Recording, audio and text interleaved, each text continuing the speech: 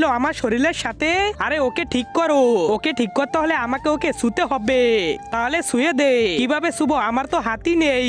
তুই আমাকে কোনো মানুষের শরীর এনে দে, ওই শরীরের মধ্যে ঢুকে তোর বন্ধুকে শুয়ে দিব, আর তোর বন্ধু ঠিক হয়ে যাবে।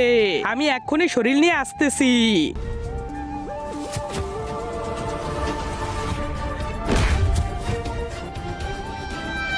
এই নে তাড়াতাড়ি ওর শরীরে ঢুক।